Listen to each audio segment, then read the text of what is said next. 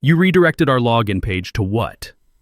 The CEO's voice cracked through the speakerphone like he'd just discovered his house was on fire. Someone knocked over a chair in the background. Another exec whispered, "He can't legally do that, right?" But they all knew the truth.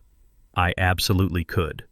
I'm Austin Hayes, 47 years old, and an hour earlier, I'd handed them exactly what they asked for, a clean repo link so sanitized it could have been used in a medical facility. But let me back up and tell you how a former Army signals intelligence specialist ended up teaching some civilians a very expensive lesson about operational security. 22 years ago, I was Staff Sergeant Hayes, managing secure communications networks in places where a single authentication failure could mean the difference between mission success and body bags coming home. The Army taught me that good infrastructure is invisible, redundant, and owned by people who understand the consequences of failure. When you're responsible for encrypted satellite links that keep soldiers alive, you don't cut corners and you don't trust amateurs with the keys. After my discharge, I brought that same mindset to corporate cybersecurity. Built networks for defense contractors, financial institutions, healthcare systems, places where data breaches make headlines and ruin careers. I learned early that civilians love to talk about agile methodology and digital transformation, but when their quarterly bonuses depend on systems staying online, they suddenly appreciate military precision. 2 months ago, I was just another contractor at TechFlow Solutions, a fintech startup in Austin that processed payments for mid-market businesses. Not an employee, not invited to their Pizza Fridays or team-building retreats, just a ghost maintaining the cybersecurity architecture that kept their money flowing and their compliance auditors happy. While their in-house development team spent their days arguing over sprint planning and naming variables after Star Wars characters, I built the zero-trust network infrastructure that actually protected their data. Multi-factor authentication cascades, encrypted API tunnels, SOC2 compliant logging systems. All of it functioned quietly because I'd engineered it with the same attention to detail I'd used for classified military communications. The beauty of proper security architecture is that it's completely invisible when it works. User clicks log in, credentials get validated through my authentication servers, tokens get issued, data flows safely. The whole process takes 847 milliseconds on average, and nobody at TechFlow had any idea how many layers of protection were running in the background. They called my work external security services, like it was some minor add-on they could swap out whenever they felt like optimizing costs. But without my secureflow.io domain handling their authentication backbone, their fancy React dashboards were about as secure as a screen door on a submarine. I'd architected their entire compliance framework, HIPAA for healthcare clients, SOX for publicly traded customers, PCI DSS for payment processing. All of it routed through infrastructure I owned and operated. Nobody cared about the technical details, though. Not until everything started falling apart. My arrangement with TechFlow wasn't anything revolutionary. Standard 18-month cybersecurity contract through my LLC, Hayes Security Systems. They needed SOC2 Type 2 compliance for their Series B funding round, and they needed it fast. I delivered both. A hardened security infrastructure that could pass any audit and documentation that made their lawyers happy. The contract negotiation took exactly 1 meeting. Their previous CTO, a guy named Phillips who'd actually read technical specifications, understood what I was offering. "You want to deploy this on your own infrastructure?" he'd asked. "Correct," I'd told him. "Your application stack runs on AWS, but the security layer needs to be isolated. Think of it as a digital embassy, sovereign territory with diplomatic immunity." He'd laughed at the military metaphor, but he got it. "As long as it works and we pass audit, I don't care if you run it from a bunker in Montana." The contract language was crystal clear. Security infrastructure, including authentication systems, compliance monitoring, and data protection services may be deployed via contractor-owned systems, with service ownership retained by contractor unless explicitly transferred in writing. I might as well have written, "This will blow up in your face if you don't read the fine print in 72-point font." But Phillips signed it, filed it in their document management system, and we got to work. For 16 months, everything ran smooth as military clockwork. My security stack processed 2.3 million authentication requests per month with 99.97% uptime.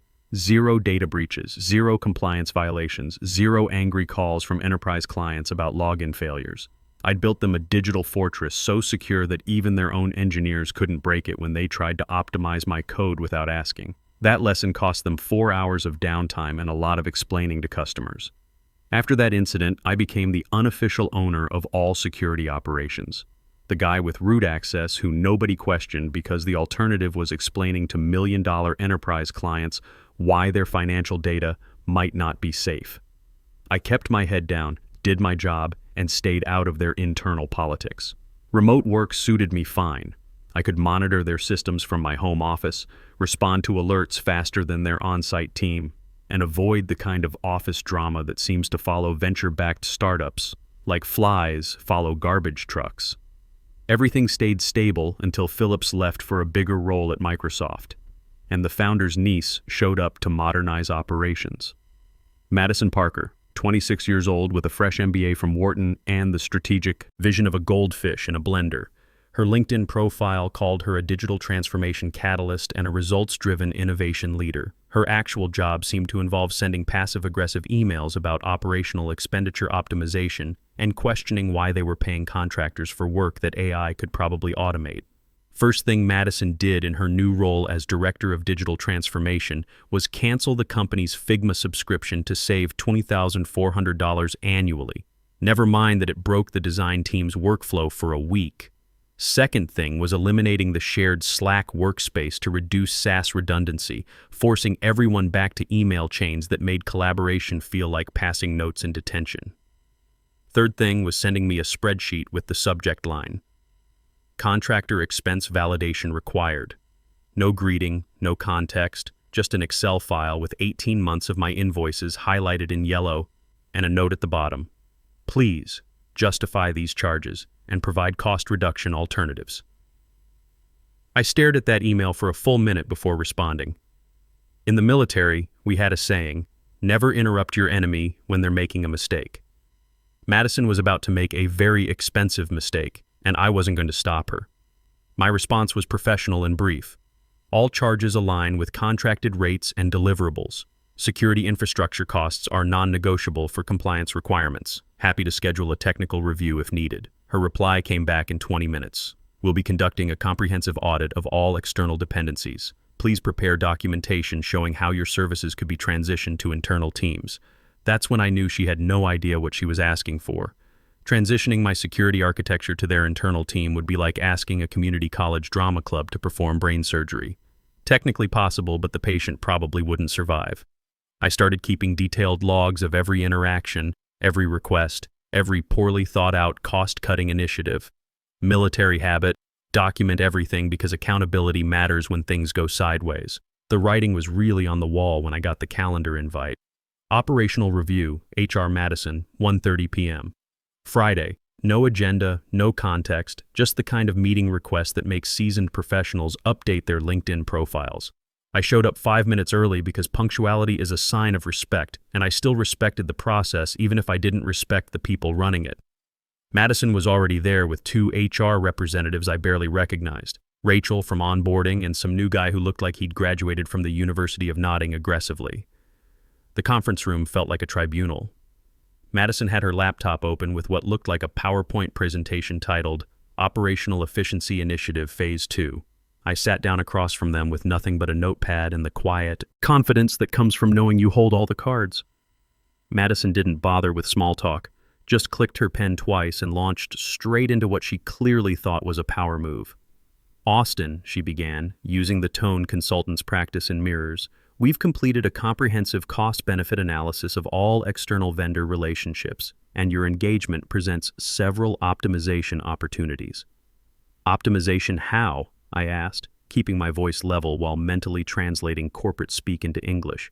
She was about to fire me and wanted it to sound like a business strategy instead of poor decision-making. Your security infrastructure operates independently of our core technology stack, she said, reading from her laptop screen. This creates unnecessary complexity and potential compliance risks that could be mitigated through internal consolidation. I almost smiled. She'd just described my entire value proposition as a problem. Madison, are you familiar with Zero Trust network architecture? She blinked. I understand the general concept. Do you know the difference between authentication and authorization? They're both security functions. That's when I knew she was about to step on the landmine she'd spent 3 weeks carefully positioning under her own feet. What about certificate authority management, PKI infrastructure, OAuth token validation? Her confidence wavered for just a second before she recovered with the kind of deflection they teach in business school. That's exactly why we need to bring these functions in-house. Our engineering team needs to own these critical systems instead of relying on external dependencies. Rachel jumped in like she'd been waiting for her cue. The concern is scope creep, Austin. You've deployed systems that extend well beyond the original contract parameters. Now, I did smile. I deployed exactly what's outlined in Section 4.3 of the agreement. Security infrastructure under contractor control, including but not limited to authentication services, compliance monitoring, and encrypted data routing. Would you like me to pull up the specific language? Madison's jaw tightened. She clearly hadn't expected pushback with actual contract citations. That's not the point. The point is operational independence. We can't have mission-critical systems running on infrastructure we don't control. You mean the infrastructure that's given you 99.97% uptime for 18 months? The one that's passed every SOC 2 audit, every penetration test, every compliance review? I kept my voice calm, but inside I was already calculating how this would end. That's exactly what I mean, she said, leaning back in her chair like she'd just made a brilliant strategic move. Austin, we're terminating your contract effective immediately.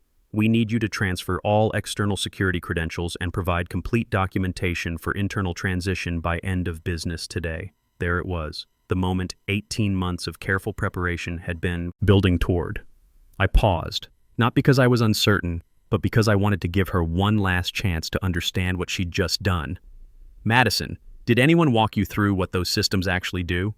The authentication flows, the certificate chains, the API gateway configurations? She looked at me like I'd asked her to explain quantum physics. They provide security services. That's its job to figure out the technical details. And you're confident your internal team can replicate 18 months of architecture work in what time frame? They're very capable engineers, she said, dodging the question entirely. That's when I knew she didn't have the first clue about the complexity of what she was asking for. In her MBA-trained mind, security infrastructure was like office software. Cancel the subscription, install the replacement, move on with your day. Of course, I said, opening my laptop. I pulled up GitHub and copied a link to the public repository I'd prepared months ago. Here's the documentation. Everything external, authentication modules, compliance frameworks, security protocols, all current and well documented. Madison took the link like it was a trophy. Perfect. That wasn't so difficult, was it? I stood up, packed my laptop, and looked her straight in the eyes. Just one question. When do you plan to update your DNS records? She blinked again. Our what records? And that's when I knew this was going to be even more fun than I'd anticipated. I walked out of that conference room with the same calm I'd felt after completing a successful mission in Afghanistan. No anger, no drama, just the quiet satisfaction of knowing I'd done everything by the book and they'd chosen to ignore the warnings. What I didn't tell them, what nobody in that room had thought to ask, was that the repository I'd handed over contained clean documentation and reference code, but it was missing every single operational component that made their systems actually work. The live SSL certificates, DNS zone configurations, OAuth signing keys, API gateway tokens, database connection strings, all of that lived on my infrastructure, legally owned and operated by Hayes Security Systems, LLC, according to the contract they'd been too eager to terminate. I drove to my usual coffee shop on South Lamar, the kind of place where nobody bothers you if you sit with a laptop for hours. Ordered a black coffee and a breakfast taco, found a quiet corner table, and opened my security management dashboard. The interface looked deceptively simple, just a clean web portal with status indicators and toggle switches. But behind those switches were 18 months of carefully architected security infrastructure, authentication servers running on hardened Linux instances, certificate authorities with 2048-bit encryption keys, load balancers distributing traffic across geographically distributed data centers, all of it humming along quietly, processing thousands of requests per hour for a company that had just fired the person who built it. I found the control labeled Service Mode and clicked the drop-down menu. Three options: active, maintenance, transfer. For 18 months, it had been set to active. I changed it to transfer. It wasn't sabotage, it wasn't revenge, it was simply a change in operational status. They'd terminated the service contract, so the service was being transferred back to contractor control pending new arrangement. Every security protocol I'd built included automatic fail-safes for exactly this scenario. You can't just leave authentication systems running indefinitely without a valid service agreement.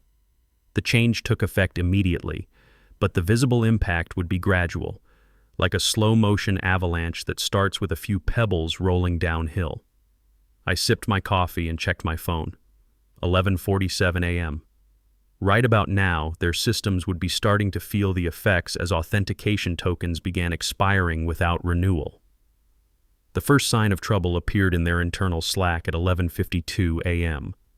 I know because one of their engineers, a guy named Rodriguez, who actually understood infrastructure, had been keeping me in the loop on company drama for months. He forwarded me a screenshot. Anyone else seeing auth timeouts on the client portal? Then another at 11:58 a.m. Multiple login failures. Looks like OAuth is redirecting to an external domain.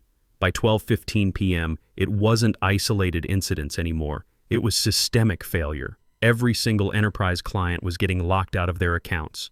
Payment processing had ground to a halt. Access tokens were expiring mid-session faster than their systems could refresh them. The clean, professional login portal their users were accustomed to now displayed a simple message: service temporarily unavailable. Please contact system administrator for assistance. I'd programmed that message myself, along with automatic email notifications to their support team explaining that authentication services were undergoing scheduled maintenance due to contract status change. Professional, informative, completely accurate. My phone started buzzing with calls from unknown numbers. I let them all go to voicemail. This wasn't the time for explanations. This was the time for them to fully understand what they'd lost. Rodriguez sent me another screenshot at 12:23 p.m. Their internal status board was lighting up like a Christmas tree, customer support tickets flooding in, enterprise clients threatening contract termination, the CEO demanding answers nobody could provide because the person with the answers was sitting in a coffee shop 3 miles away, watching the controlled demolition of their operational arrogance. Back at TechFlow headquarters, I imagine it was barely controlled chaos. Madison probably staring at her laptop screen, frantically Googling how to fix authentication redirect and wondering why her digital transformation certification hadn't covered this scenario. Richard Stone, their CTO, would be diving through server logs he couldn't interpret, looking for a magic switch that didn't exist. The beautiful irony was that they had the source code, they had documentation, they had everything they needed to understand how my systems worked. What they didn't have was the infrastructure to run it, the certificates to secure it, or the expertise to deploy it without breaking everything else in the process. At 12:35 p.m., my phone rang with a call from the main TechFlow number. I answered on the fourth ring just to be polite. "Austin!" The CEO's voice came through like a man who'd just realized his house was on fire and the fire department was on strike. "What the hell is happening to our authentication system?" I took a sip of coffee before responding. "Your authentication system is operating normally, it's just not accepting requests from your application anymore." "What do you mean it's not accepting requests?" "You terminated my service contract at 1:30 p.m. today. The security infrastructure automatically transitioned to contractor control at 2:00 p.m. That's how these things work when you don't plan for proper handover." There was a long pause. I could hear frantic typing in the background, probably someone Googling contract law in real time. "Austin, we need you to fix this immediately." "I'm not under contract to fix anything," I replied calmly. "You terminated that relationship about an hour ago. We can reinstate the contract." "That's an interesting proposal. I'm always open to discussing new business arrangements." "New arrangements? We just want things back the way they were." I smiled at my coffee. "I'm afraid that's not how termination clauses work. Once you end a service agreement, any new arrangement needs to be negotiated from scratch. Different rates, different terms, different conditions." The silence stretched long enough for me to take another bite of my breakfast taco. "What kind of rates are we talking about?" "The kind that reflect the actual value of infrastructure that processes 2.3 million authentication requests per month with enterprise-grade security protocols. I'll email you a proposal. How long will that take to prepare? The proposal? About 10 minutes. The restoration of services? That depends on how quickly you can wire a payment. I ended the call and opened a new document. Time to write the most expensive lesson plan in TechFlow's corporate history. I spent exactly 8 minutes writing the most expensive invoice of my career. 1 page, clean formatting, no unnecessary explanations. Just terms, conditions, and a number that would make them remember this lesson for years. Emergency Infrastructure Restoration. Hayes Security Systems, LLC, Client, TechFlow Solutions. Immediate service, restoration, $485,000. Payment terms. Wire transfer, funds cleared before restoration begins. Timeline, 4-hour restoration upon payment confirmation. Support, period, 90 days, transition assistance included. Future service, subject to new contract negotiation. Should I buy? Attached it to an email with the subject line Service Restoration Proposal and sent it to the CEO, copying Madison and Richard Stone for good measure. Then I ordered another coffee and waited for their world to finish falling apart. The response came back in 12 minutes. A phone call from Patricia Crawford, the only board member with enough technical background to understand what had happened. I'd met her once at a company holiday party, where she'd asked intelligent questions about their security posture while everyone else talked about quarterly projections. "Austin," she said, her voice steady but urgent, "I think we need to talk face to face. Are you available this afternoon?" "I'm available," I replied. "But I should mention that every hour of downtime is costing you approximately $47,000 in lost transaction fees, not counting the enterprise clients who are already talking to your competitors." "I understand. Can you meet us at 4 p.m.? I'll send an address." The meeting took place in a neutral conference room downtown, the kind lawyers rent by the hour for depositions and hostile negotiations. Patricia arrived with Richard and one attorney who looked like he'd been briefed on the situation about 10 minutes earlier. I walked in carrying a single folder and the quiet confidence that comes from holding every card in the deck. No laptop, no presentation materials, just terms that weren't negotiable. "Austin," Patricia said, standing as I entered, "thank you for making time on such short notice. I think we can resolve this quickly." I nodded and placed my folder on the table. "I hope so. Your enterprise clients are getting restless, and Monday morning is going to be rough if we don't have this sorted out." She opened the folder and read my terms aloud. $485,000 for immediate restoration. She looked up. "This is significantly higher than your original contract rate." "Correct," I said. "Emergency restoration pricing reflects the urgency and complexity of the situation. It also includes 90 days of transition support to prevent this from happening again." Richard finally spoke up, looking like he hadn't slept since the chaos started. "Austin, you understand this creates a difficult precedent, right? We can't have contractors holding critical systems hostage." I leaned back in my chair. "Richard, with respect, I'm not holding anything hostage. You terminated a service contract without planning for continuity. The infrastructure reverted to contractor control exactly as specified in the agreement you signed. This is textbook change management." The attorney cleared his throat. "We'll need legal review of the restoration terms." "No," I interrupted politely. "You need payment authorization.